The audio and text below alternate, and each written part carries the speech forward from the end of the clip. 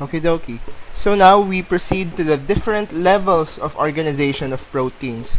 Previously, we have discussed the different amino acids, their behavior towards charge in the isoelectric pH, as well as titratable groups, and peptide bonds. As I have said before, in order for amino acids, the building block of proteins, to become proteins, they have to form peptide bonds over and over and over again. But the peptide bond is not just the only thing that holds the amino acids in a protein or in a polypeptide together.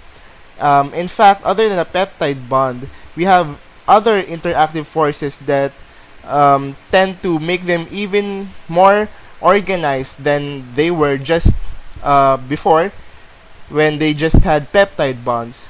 So we should assume that we have 4 level organizations here, and from primary going down to quaternary, the levels of interaction or the number of interactions among the amino acids within a polypeptide increase.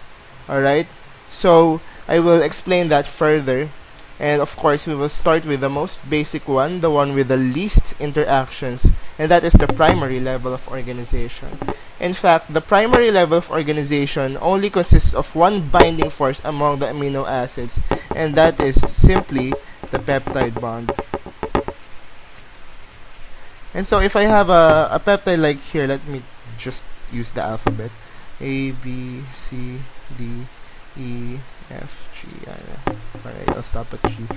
So I have here a bunch of amino acids, alright, and here we have A connected to B, alright, and B connected to A and C, so on and so forth. There is no way that A would be connected to C, or A to D, E, F, or G. Also, here there is no way that D would connect to B, F, G, or A. D here would only connect to C or D. There is no interaction of D with any other amino acid other than that besides C and E. So here, we would see that the only thing that binds these amino acid residues together are actually only their peptide bonds. Alright? And it should be noted that because of this, they will give us a linear configuration. Alright? They will appear as strands, supposedly, because again, the only way that you could get out of a strand is if, for example, A would interact to an amino acid other than B. In that way, what would happen is that if this is a line, for example, A and C would bond or would have an interaction, it would fold. But there's no kind of folding here because, again, it will exist as a line. Alright? So, that's primary level of organization for you. Now, in the secondary level of organization, we have these peptide bonds intact still. Alright, but in addition to that, we have here hydrogen bonds. Alright, that's the most common key term usually used by people regarding the secondary level of organization for proteins. But I would like to make it clear that the hydrogen bonds we are talking about here are hydrogen bonds between the atoms in the peptide bonds. Alright, because later we will see that there are actually hydrogen bonds also that exist in the tertiary structure different from that in the secondary structure. So what makes the difference? Alright, I said atoms in peptide bonds. So what actually are the atoms in a peptide bond? In order for me to make these very clear, I'll draw 2 peptide bonds in opposite directions. Alright, okay. So as you can see, these are the atoms involved in a peptide bond, and I'll draw it in an opposite manner. Alright. Okay. So here I have carbon and oxygen, and nitrogen and hydrogen here on the other side. And if we recall our electronegativity differences, we should be able to recall that carbon here would lose a lot in electronegativity to oxygen, and thus what would happen is that oxygen would get a partial negative charge and carbon would have a partial positive charge here. While for nitrogen here, it wins against hydrogen in electronegativity. It will have a partially negative charge here, and obviously hydrogen here would have a partial positive charge. And a review of general chemistry, I have here a partial negative and a partial positive charge. There will be an interactive force between these atoms, and since the hydrogen here interacting in the force of attraction or attractive force is bonded to nitrogen, we would that would fall under a hydrogen bond. So this is actually the hydrogen bond that we are talking about in the secondary level of organization. Again, that is a hydrogen bond of atoms in a peptide bond. So we have here two peptide bonds. They interact using this hydrogen bond right here. So that's what makes the secondary level of organization different from primary, in addition to the peptide bonds that already exist. So here we have actually two dominating structures for the secondary level of organization. Alright, so here we have what we call an alpha helix, and obviously it looks like a helix. Alright, so we have here these in blue are amino acid residues, and of course these lines are peptide bonds. So for example, I have here the carbonyl group and I have here the amino group. Then we will see an interaction here, and this is the hydrogen bond that makes the alpha helix a helix, because the only way that this amino acid would get closer to this is if there's something that would link them together. Alright, as you can see, this amino acid here at the bottom is not linked to this one by a peptide bond. Alright, the only amino acids bonded to this one at the bottom are this and this, but it becomes attached, or it becomes linked some way to this one, even if it is not directly connected to this one by this hydrogen bond. And that's what makes the bend here. Alright, as you can see, there's a bend here. If there's no interaction like this, this amino acid would just go straight in a line, because again, in a primary level of organization, it would just exist as a straight line. So what makes these bends here, alright, are the hydrogen bonds. So that's what makes the alpha helix, alright, look like a helix, these hydrogen bonds. Okay, so in an alpha helix, I would like to mention additional stuff. Alright, we have some terminologies here. Okay, so here, this is a distance from this amino acid to the amino acid directly below it. The name of this one is a pitch. Alright, it's a pitch.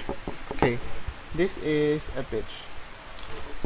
Okay, based on my references, my reference states that this one is like 5.4 angstrom, okay, in length, and this one, the distance between two amino acid residues, not between one amino acid and one directly below it, the name of this one is a rise.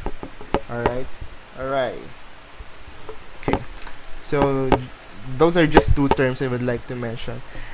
The two structures at here at the right give us the name, or are named, beta pleated sheet, and they look like pleats. Alright, yeah, they look like sheets, pleated sheets. Okay, so here I have two peptide chains. Alright, two peptide chains, and they should be connected by hydrogen bonds also, because we are still in the secondary level of organization. So here we can see that the hydrogen bonds in this sample right here are kind of weird. Okay, one thing I would like to mention about hydrogen bonds is that if a hydrogen bond is made diagonally between two interacting atoms, the hydrogen bond here is weak. Okay, the hydrogen bond here is weak. So here, what do we see in these two polypeptide chains? Since they both start at the same direction and then orient themselves at the same direction from one way to another, okay, the name of this one is parallel. Okay, it's as if they both start at their N terminals here and their C terminals are here. Unlike this one, look at this. Here, we have the nitrogen here. Let's consider this is the N terminal, okay, and it goes to this direction. While for this one, it starts at the C terminal and goes to this direction, but starting from the C. So they're going in opposite directions, alright? So the name of this variant of a plated sheet is anti-parallel. So we see that there's a weaker hydrogen bonding strength in parallel beta pleated sheets, but here we can see that in the anti-parallel beta pleated sheet, the hydrogen bond is direct, alright? Direct between the oxygen of the carbonyl and the hydrogen of the amino groups. So the hydrogen bonds of anti-parallel sheets are stronger compared to parallel, and that's what makes the anti-parallel beta pleated sheets more common than parallel beta pleated sheets.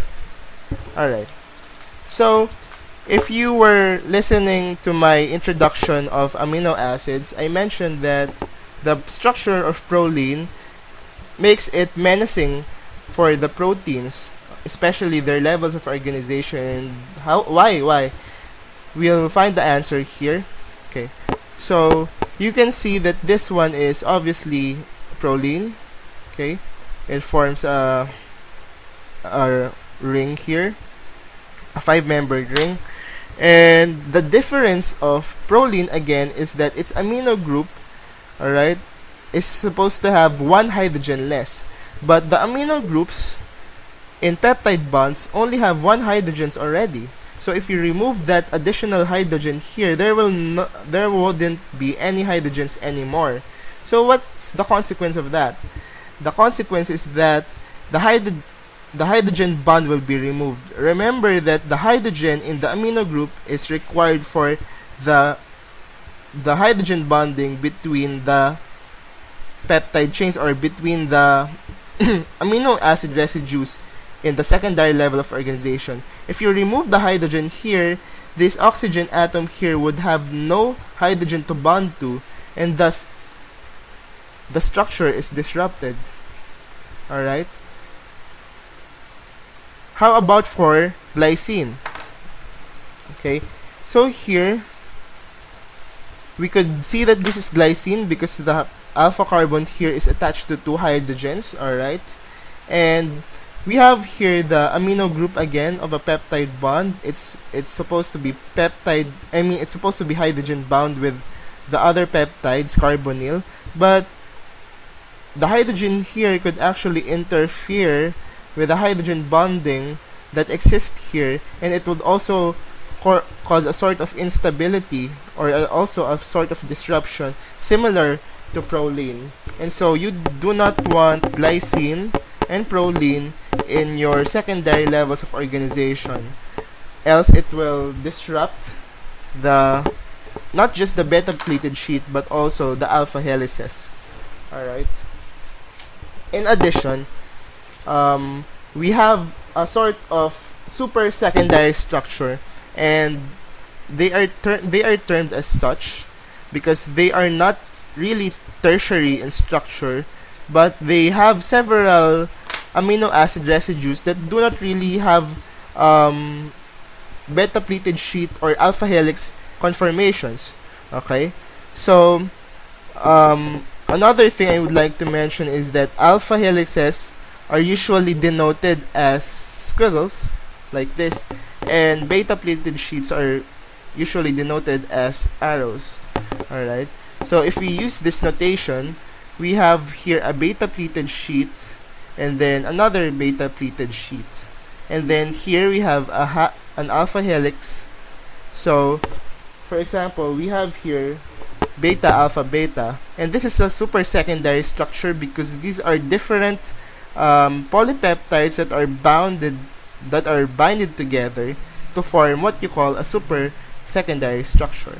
But here you can see that we have beta here, another beta, and another beta, but this ain't an alpha helix, alright? This isn't a squiggle. This is not something like this. But these are still polypeptide chains. However, they don't really have an alpha helix or beta pleated sheet conformation.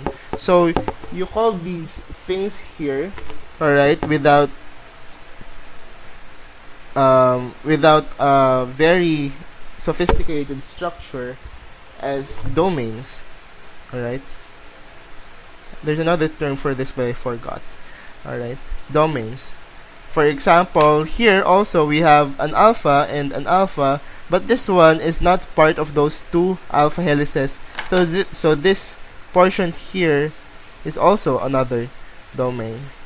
Alright, and when you combine the different parts of a super secondary structure to form a particular pattern such as beta alpha beta, beta beta beta, alpha alpha, you call these combinations as motifs. Alright, so that's the super secondary structure. So you may be wondering what makes the tertiary level of organization different from the secondary and super secondary structures. So if we go back to the starting part, I would write the key term here as interactions between residues. Alright, interactions between residues. As you can see, the only atoms that were interacting in the primary and secondary level of organizations are those of the peptide bonds. In the primary, obviously, the peptide bonds make the primary level of organization what it is. But the secondary level of organization still uses the peptide bond atoms. Alright, we haven't touched the, for example, I have here the alpha carbons and I have here the R groups. These R groups are not yet part of the primary and secondary level of organization, but these residues, these amino acids, these R groups are going to be the focal point in the tertiary level of organization. And so we have different types of interactions between residues. Let me show them one by one. So here, the first one is the first one here comprises of two amino acids, obviously. Here we have the R group of aspartic acid, and of course it ends with a carboxyl group. And we have here the R group of lysine, which ends with an amino group. Given that the two R groups have a charge, as we know, aspartic acid would have an R group that is negatively charged, and lysine would have an R group that is positively charged. And if you have these two charges together, you will form this bond, kind of an ionic bond, but we call it here as electrostatic, but it's actually just the same.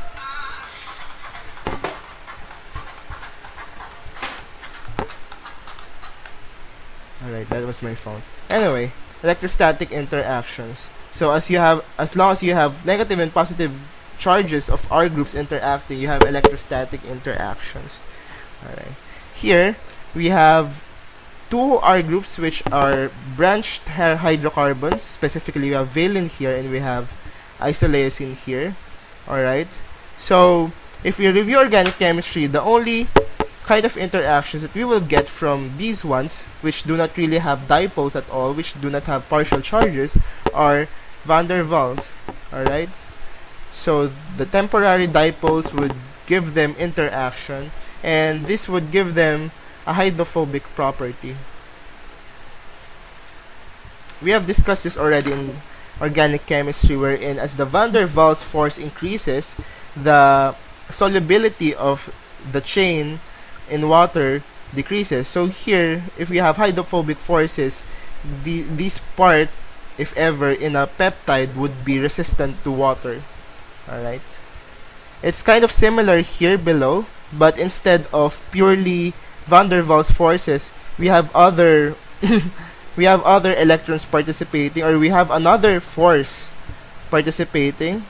We have here a benzene ring and we have here an indole ring. Obviously this consists of phenylalanine and tryptophan. We both know that we know that both of these are aromatic and they are resonant. And so if they are both aromatic and you stack them together, the field of resonance increases. And it's kind of van der Waals also, but here the electrons interacting, again as a review of organic chemistry, are not just electrons but specifically pi electrons.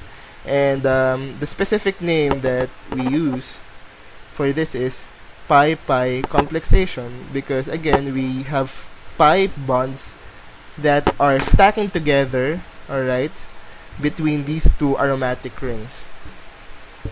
And it also gives a kind of hydrophobicity that we get from van der Waals. Here, finally, we have two similar residues. I hope you know this. Obviously, these are cysteine residues. And if these ones become oxidized, meaning you remove hydrogens, they could actually form this one. And since we have two sulfur atoms, it's named as a disulfide bridge. Alright, a disulfide bridge. So these are the different interactions that make up the tertiary level of organization. And finally, for the quaternary level of organization, we have interaction between two or more peptides. Okay, so to clarify this definition, if I have, for example, two alpha helices that are interacting together, that's already quaternary. Alright? It doesn't have to be tertiary, alright? Because in the tertiary, all you need to add is interactions between residues. But remember, in the secondary level of organization, we already have hydrogen bonds in the peptides. So if you have two polypeptides in a primary or secondary level of organization, the moment there you have an interaction between them, they're already quaternary. It doesn't have to be tertiary per se. So as long as you have two or more peptides interacting together, that's automatically quaternary. Alright. So if we have these levels of organization, they are formed, you add more and more and more interactive forces together. The next thing is there a way for these interactive forces to be reversed? Alright? I mean, in that sense, is it possible for a quaternary level of organization to become tertiary or secondary or even primary, or even is there a way for the peptide bonds to be removed so even the primary level of organization would be disrupted or destroyed? The answer to that is yes. Alright, so we have here ways of disrupting the different levels of organization for proteins. Alright, generally we have two. Alright, the first is denaturation.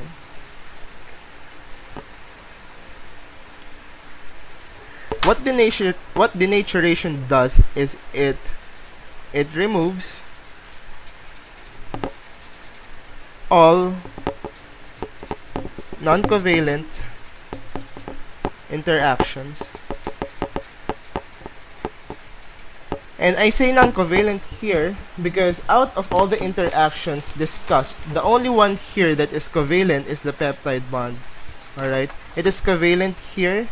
Alright, this is a very strong bond. Alright, so everything else that is not a peptide bond consists the secondary, tertiary, and quaternary levels of organization.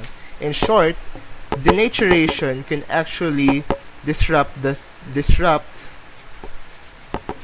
fourth down to the secondary level of organization. And thus, our resulting level of organization would be the primary level. Okay, But we have different interactive forces, as we can see from the tertiary level of organization. We have electrostatic interactions, we have van der Waals, we have pi-pi, we have disulfide bridges, and in the secondary level, we have hydrogen bonds. So we also have different denaturing agents. Okay, so just to name a few, first is heat. The interactive force it disrupts is hydrogen bonds. So it could disrupt hydrogen bonds in the secondary or tertiary level of organization. Detergents, alright. For example, SDS or sodium dodecyl sulfate.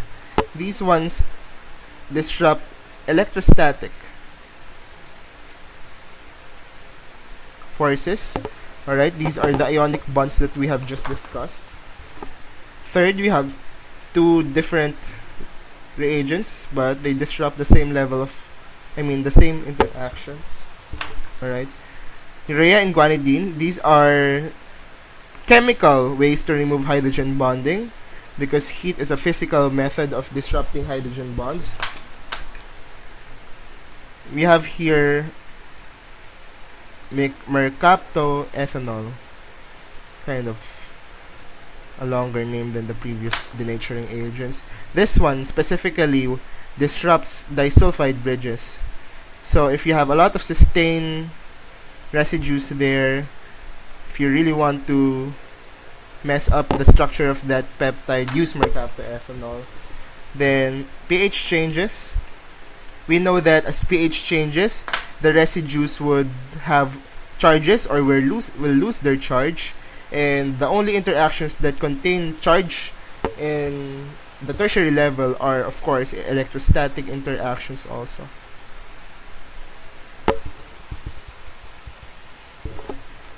Alright, so these are examples of denaturing agents. Now, if we have the primary level of organization, and you really want to digest it down to the amino acid parts, alright, if you really want to remove even the peptide bonds, you use hydrolysis. Alright, you use water to dissolve these peptide bonds, because recall that the amide bond, alright, the amides are derivatives of carboxylic acids, and the only way that you could turn amides back to carboxylic acids is by hydrolysis. So just like in organic chemistry, we use water to disrupt the primary level of organization consisting of peptide bonds, and the resulting structure would be the individual amino acids.